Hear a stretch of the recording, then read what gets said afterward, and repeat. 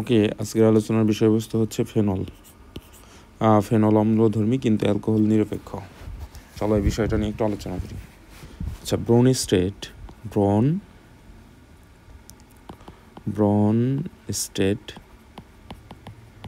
And lorry theory অনুযায়ী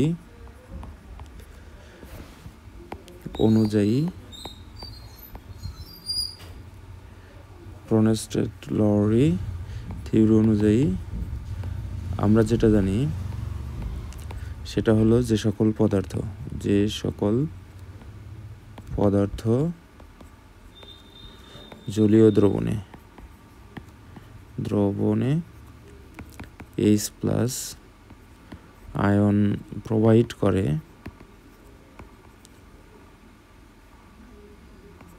প্রদান করে তাদেরকে অ্যাসিড বলা হয়।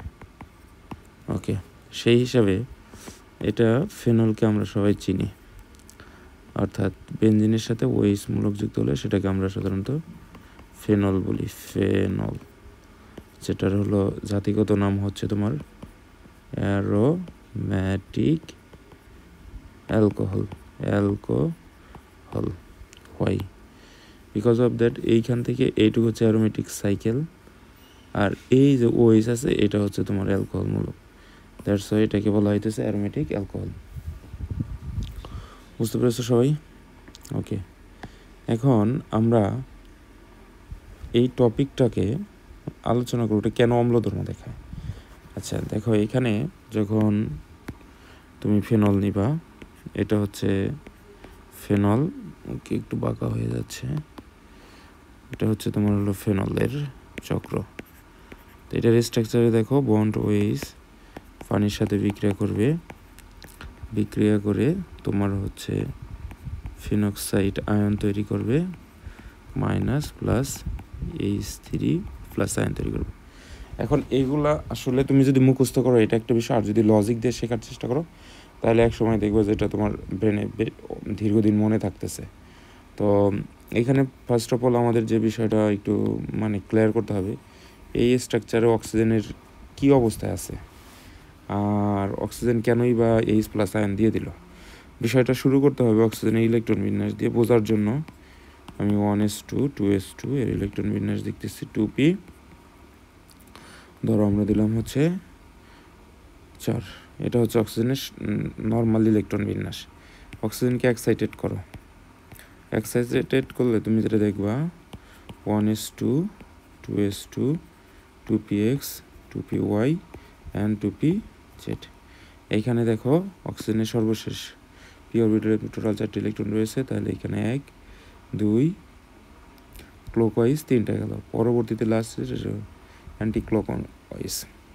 তো এটা হচ্ছে তার উত্তেজিত ইলেকট্রন বিন্যাস। তো উত্তেজিত ইলেকট্রন বিন্যাস হতে আমরা আসলে যেটা দেখতেছি যে তোমার হচ্ছে অক্সিজেনের সর্বশেষ শক্তি স্তরে লন পেয়ার ইলেকট্রন অথবা বিজোড় ইলেকট্রন বা অযুগ্ম ইলেকট্রন, এগুলো হলো বিজোড় ইলেকট্রন হচ্ছে 2টি। দ্যাটস ওয়াই অক্সিজেন অ্যাটমস এর স্ট্রাকচারটা দাঁড়াবে হলো, দেখো এইটা হচ্ছে সর্বশেষ শক্তি একটা জোড়া, এখানে ডট দিয়ে দিলাম। এটা হলো একটা জোড়া, এখানে আমি এই যে ডট দিয়ে দিলাম। এই বিজোড়টা এখানে আছে, এই বিজোড়টা এখানে আছে। অর্থাৎ ও যার সাথে যুক্ত হতে যাক না কেন, ও কী করবে, বন্ড গঠনে ইউজ করবে হলো এইটা আর এইটা। বুঝতে পেরেছ? তাহলে সেই দিক থেকে যদি আমরা এখন তোমার হলো এই কি বলে ফেনলের স্ট্রাকচারটা আমরা যদি একটু দেখি, এখানে যে জিনিসটা দেখতে পাবো, ধরো এটা হচ্ছে বেনজিন চক্র, এই যে এরকমভাবে বেনজিনের এই হাতটা অক্সিজেনের এই হাতকে ধরলো, আর এখানে হাইড্রোজেনকে ধরলো। বুঝতে পেরেছ? তার মানে বোঝা যাচ্ছে এইখানে অক্সিজেনের এই যে কালার, এটা একটা ইলেকট্রন, আর এখানে এটা হচ্ছে তোমার হলো হাইড্রোজেনের একটা ইলেকট্রন। এখানেও ঠিক তাই ঘটনাটাই ঘটছে। এখানে এটা হলো অক্সিজেনের ইলেকট্রন, আর এটা হচ্ছে তোমার হলো অ্যারোমেটিক চক্রের ইলেকট্রন। মনে রাখবা এগুলো হচ্ছে কোভালেন্ট বন্ড অথবা সমযোজী বন্ধন। আমরা হলো 9-10 কেমিস্ট্রিতে পড়ে আসছি, সমযোজী বন্ধনের জোড়া ইলেকট্রনকে একটা বন্ড দ্বারা প্রকাশ করা হয়, যেটাকে আমরা হলো এইভাবে প্রকাশ করলে আমরা পাই হলো বন্ড ও, আর হলো তোমার এই শুধু ওটা এখানে নেওয়া হয় আর এই এইচটা এখানে পাশে দাঁড়ায়, এইভাবে স্ট্রাকচার দেখায়। তাহলে তুমি যদি এইখানে এই স্ট্রাকচারটা বুঝতে পারো তাহলে সবগুলা হচ্ছে বিক্রিয়া তুমি বুঝতে পারবা। চলো তাহলে ওরা কীভাবে বিক্রিয়া করে আমরা সেটা দেখাই। তো ধরো এইখানে অক্সিজেনের তড়িৎ ঋণাত্মকতা বেশি, তো অক্সিজেন এই দুইটা ইলেকট্রনই রেখে দেবে, হাইড্রোজেন বের হয়ে যাবে। তাহলে হাইড্রোজেন যখন ইলেকট্রন উইদাউট ইলেকট্রনে বের হয়ে যাবে তখন ওর অবস্থাটা দাঁড়াবে হলো এরকম, বন্ড ও এইখানে তোমার এই যে এক জোড়া ইলেকট্রন আছে সেটা রাখলাম, এখানে যে জোড়া ইলেকট্রন আছে সেটাও রাখলাম, এই যে ক্রস অ্যান্ড ডট। এই আচ্ছা, ক্রসটা আমরা আসলে দিয়েছিলাম তোমার হচ্ছে অক্সিজেন ইলেকট্রনকে মিন করার জন্য, তাহলে আমরা সবগুলোকে ক্রস দিয়ে নিলাম তোমাকে বোঝানোর সুবিধার্থে। তাহলে এটা ক্রস ক্রস ক্রস ক্রস, তাহলে বোঝা যাচ্ছে যে অক্সিজেনে এখানে একটা ক্রস ছিল সেটা আছে, অতিরিক্ত হাইড্রোজেনের ইলেকট্রন ডট সেটাও রাখছে। দ্যাটস ওয়াই এই স্ট্রাকচারটাকে আমরা লিখতে পারি বন্ড ও এরকম ধরো এই এটা মুক্তজোর এই যে একটা এক্সট্রা ইলেকট্রন ছিল, এই ইলেকট্রনটার জন্য আমরা একটা মাইনাস চিহ্ন দিলাম। আর এখন আমরা আসলে এই যে তোমার হচ্ছে এইখানকার এই অংশটা অর্থাৎ এই অংশটা আর এই অংশ, এই জোড়া ইলেকট্রনটা আমরা আর লিখতেছি না, আমরা এটার স্ট্রাকচার ডিরেক্ট এভাবে দেখিয়ে দিলাম। আচ্ছা, এটা গেল, এরকম স্ট্রাকচারে দেখিয়ে দিলাম। ওকে, এখন হাইড্রোজেন তাহলে কীভাবে মুভ করলো? হাইড্রোজেন কিন্তু H+ আকারে মুভ করছে। তো তুমি যদি এখন দেখো এখানে পানির স্ট্রাকচারে দেখো, পানির মধ্যেও তাহলে কি আছে?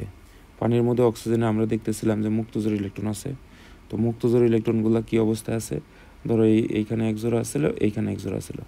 তখন কি করবে?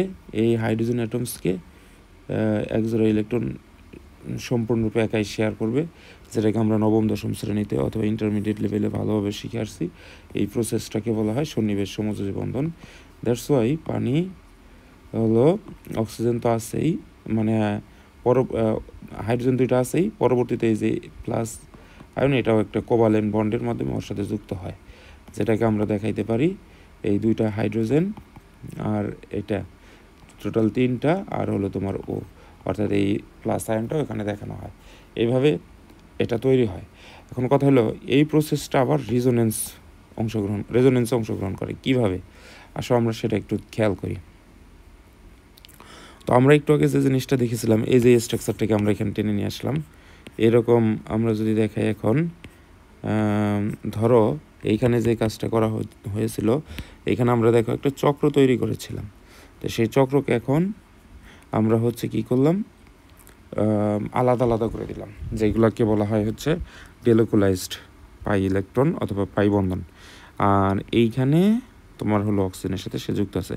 তো অক্সিজেনের স্ট্রাকচারে দেখতেছে যে এইখানে দেখো এক জোড়া ইলেকট্রন আছে, এখানে এক জোড়া ইলেকট্রন আছে, আর এই যে একটা ইলেকট্রন জোড়া আছে সেটা এখানে দিয়ে দিলাম, অর্থাৎ জোড়া ইলেকট্রন, যেটাকে একটা মাইনাস সহ লেখে আর কি রেজোনেন্স প্রক্রিয়ার ক্ষেত্রে। তো যখন এই ইলেকট্রনটা এখানে এসে তোমার হচ্ছে প্রবেশ করবে, তখন দেখো এখানে কার্বনের স্ট্রাকচার অনুযায়ী যদি আমরা দেখাই, তাহলে এখানে কার্বন হলো তোমার এইভাবে কার্বন আছে, এখানে ধরো এখানে একটা সি, এখানে একটা সি। তাহলে তো এই জায়গায় আমরা যেটা দেখতেছি সেটা হলো যে হলো তোমার আগে থেকেই তো কার্বনের এই যে দ্বিবন্ড দিয়ে দিলাম, এখানে দ্বিবন্ড, এখানে দ্বিবন্ড। এইখানে যেটা দেখা যাইতেছে কার্বনের দেখো 1 হাত 2 হাত 3 হাত 4 হাত, 4টা হাত আগে থেকেই ফুলফিল। তো এখন যদি এই জায়গায় অক্সিজেন অ্যাটম তোমার এই ইলেকট্রন জোড়গুলোকে, এই ইলেকট্রন জোড়াটা যদি এখানে এসে পুশ করে বা প্রবেশ করে দেয় বা ইন করে দেয়, তখন দেখো এখানে কিন্তু তোমার যে ঘটনাটা ঘটতেছে, এখানে কিন্তু এই যে অক্সিজেনের একটা ডট এই যে অলরেডি এক জোড়া আছে, অর্থাৎ একটা বন্ড আছে। তাহলে 1 2 3 4 4টা, তাহলে এইটা সহ যখন এখানে আসতেছে তখন এখানে 5টা হচ্ছে, যেটা হবে না। তো যখন এইটা এখানে প্রবেশ করতেছে তখন এইটা মুভ করবে হলো এই মাথায় আসবে।